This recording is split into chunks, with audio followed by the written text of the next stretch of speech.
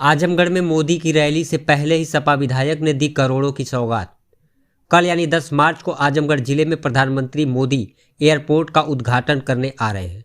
2024 के चुनाव को लेकर कई अन्य योजनाओं का भी यहां से प्रधानमंत्री द्वारा शुभारंभ किया जा सकता है। इसी बीच समाजवादी पार्टी ने भी आजमगढ़ में तैयारी जोर शोर से शुरू कर दी है। जिले के गोपालपुर विधानसभा से समाजवादी पार्टी के क्षेत्रीय विधायक नफीस अहमद ने गोपालपुर विधानसभा क्षेत्र में 3.25 करोड़ की लागत से बनने वाली 50 परियोजनाओं का शनिवार को नसीरपुर बाजार में स्थित सपा कार्यालय से लाल फीता काटकर शिलान्यास किया। इस मौके पर पत्रकारों से बात करते हुए उन्होंने कहा कि हम विपक्ष में होते हुए भी अगर इतना काम कर सकते हैं तो सत्ता में होकर इससे भी ज़्यादा काम कर सकते हैं, जैसा कि पूर्व में आजमगढ़ में नेताजी मुलायम सिंह यादव और अखिलेश जी ने किया है। उन्होंने कहा कि भाजपा राज में महंगाई और बेरोजगारी चरम सीमा पर व्याप्त है।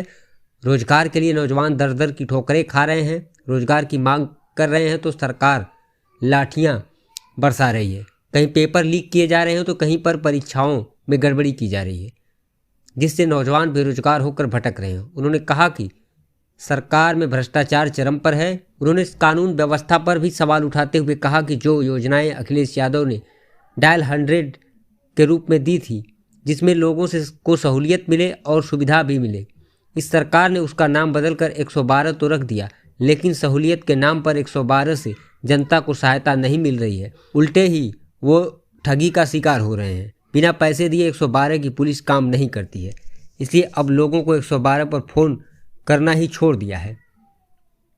वहीं भविष्य में बसपा से गठबंधन के सवाल पर उन्होंने कहा कि इसकी जानकारी उन्हें नहीं है। इसका फैसला राष्ट्रीय अध्यक्ष और पार्टी का शीर्ष नेतृत्व करेगा।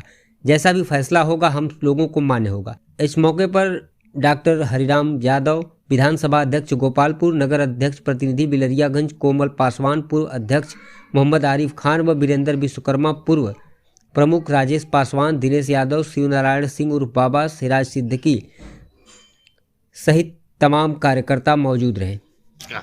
देखिए, आज हम सभी हमारे नेता जो विधानसभा गोपालपुर के हैं, ये सारे लोग हम सब इकट्ठा होकर यहाँ पर लगभग 3.25 करोड़ क्या लागत से जो नाली, खड़ंजा, सीसी, रैन बसेरा, इन सारे कामों का शिलान्यास कर रहे हैं। सभी हमारे सम्मानित नेता यहाँ पे हैं और ये गोपालपुर की जनता के लिए समर्पित है।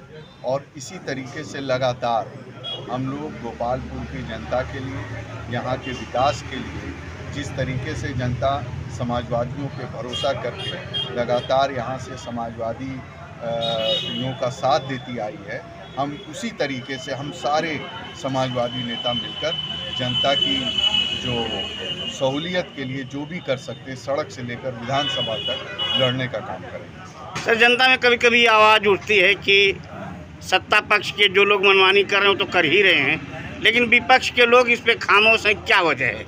देखिए, हम लोग लगातार सभी मुद्दों पे, अभी आपने देखा होगा कि जब बजट सत्र चल रहा था तो हम लोगों ने सभी मुद्दों पे सरकार को घेरने का काम किया, चाहे वो शिक्षक भर्ती का मामला हो, चाहे पेपर लीक का मामला हो, जिस तरीके से पिछड़ों और दलितों का आरक्षण का हक मारा जा रहा है, उस मुद्दे पे, चाहे इलाज का मुद्दा हो, चाहे सड़क का मुद्दा हो, चाहे बिजली का मुद्दा हो, हर मुद्दे पे हम लोग सरकार से दो हाथ करने के लिए सरकार को घेरने का काम करते हैं। जो जनता की मांग है, जो जनता की आवाज़ है, उसको हम सारे लोग मिलकर उठाने का काम करते हैं। और ये कहीं से बात सही नहीं है।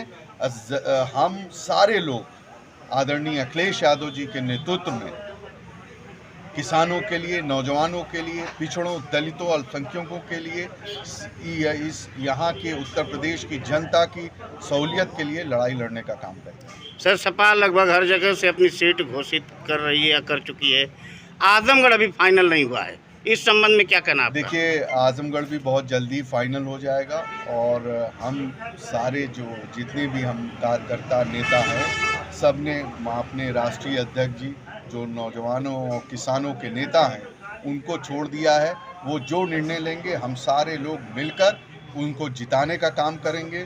और लोकसभा दोनों आजमगढ़ और लालगंज जिताकर अखिलेश यादव जी के हाथों को मजबूत करने का काम करेंगे। इंडिया गठबंधन से अभी बसपा दूर है, ऐसा चर्चा में आ रहा है कि कहीं न कहीं आचार संहिता लागू होने के बाद लोग एक दूसरे से गठबंधन करेंगे। क्या इस तरह की कुछ चर्चा है क्या पार्टी के अंदर? इसकी जानकारी मुझे नहीं है, ये हमारे नेतृत्व फैसला करेगा और आदरणीय राष्ट्रीय अध्यक्ष जी करेंगे, इसके बारे में हमें नहीं है।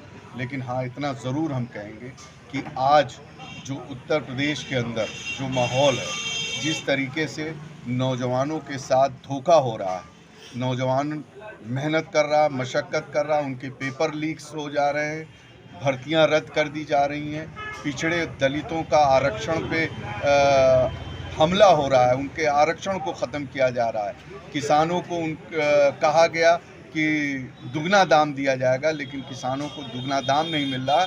ऊपर से किसानों को और बदतर करने के लिए छुट्टा जानवर छोड़ दिए जा रहे हैं कि रात भर उन किसानों की मेहनत को रौंद दें उनकी आंखों के सामने। इन सारी चीज़ों से उत्तर प्रदेश की जनता ऊब चुकी है और आने वाले वक्त में माननीय अखिलेश यादव जी के नेतृत्व में इंडिया गठबंधन को मजबूत करके उत्तर प्रदेश से भारतीय जनता पार्टी और एनडीए का रास्ता रोकने का काम करेंगे। सर, जो वर्तमान सांसद हैं वो कह रहे हैं कि यहाँ से कोई भी आएगा हम उसको हटा के भेज देंगे।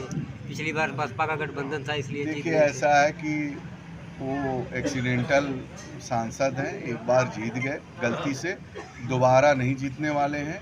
इस बार आजमगढ़ की जनता उनको बता देगी कि आजमगढ़ की जनता क्या चाहती है और उनका डब्बा पैक करके उनको वापस मुंबई भेजने का काम। बीजेपी 400 पार का नारा दे रही, उसके तैयारी, उसके खिलाफ आपकी क्या है? देखिए, हमारे पूरे जो हमारे नेता हैं, कार्यकर्ता हैं, वो बूथ लेवल पे काम कर रहे हैं, लोगों को जोड़ने का काम कर रहे हैं और हम जानते हैं जिसके बूथ पे कार्यकर्ता मजबूत हैं वही जीतता है। समाजवादी पार्टी का बूथ लेवल का संगठन पूरी तरीके से सक्रिय है। हमारे सेक्टर जोन के सभी सम्मानित नेता उसकी मॉनिटरिंग कर रहे हैं और हम इनका जो रथ है उसको रोकने का काम कर रहे हैं। एक तो राजभर जी जो अभी मंत्री बने हाल ही में, उनका बयान वायरल हो रहा है, पीला गमछा लेके थाने पे जाने के लिए कह रहे हैं कार्यकर्ताओं को। देखिए ऐसा है कि उनका जो बयान वायरल हो रहा है वो तो कैबिनेट मंत्री हैं, वो सही बात कह रहे हैं, गलत नहीं कर रहे हैं, वो सही कह रहे हैं, उनका दर्द बोल रहा है। आज थानों पे, तहसील में लूट हो रही, भ्रष्टाचार चरम सीमा पे। माननीय अखिलेश यादव जी ने डायल 100 लेके आया, आपने उसको 112 कर दिया। डायल 100 की जो सुविधा लेके आए थे, पूरी दुनिया की सबसे अच्छी टेक्नोलॉजी लेके आए जिससे क्राइम को कंट्रोल हो। आज डायल 100 क्या कर रही है? जनता, गरीब जनता अब 112 नंबर पे फ़ोन करना छोड़ दी, क्योंकि 112 पे फ़ोन करने का मतलब जो पीड़ित है वो भी पैसा दे और जिसने पीड़ित किया वो भी पैसा दे। धन उगाही का अड्डा बना हुआ है। तो इसलिए वो सही बात है, वो सही कह रहे हैं कि आज थानों के अंदर कोई सुनवाई नहीं है, तहसीलों पे कोई सुनवाई नहीं है, बिना पैसे लिए काम नहीं हो रहा है। इसीलिए वो अपनी जनता को लॉलीपॉप दे रहे हैं कि गमछा ओढ़ के जाओ, इससे कोई फ़र्क नहीं। इससे पहले भी उनके लोग गमछा ओढ़ के जा रहे थे जब पिछली सरकार में कैबिनेट मंत्री थे, फिर कुछ ही दिन बाद रोने लगे कि हमारी डीएम एसपी सुन नहीं रहा, फिर वो वही काम करेंगे। कोई सुनवाई नहीं है। इस वक्त प्रदेश के अंदर जिस तरीके से भ्रष्टाचार बढ़ा हुआ है, कभी ऐसा नहीं था। आज गरीब जनता अपने आप को लूटा हुआ महसूस कर रही है।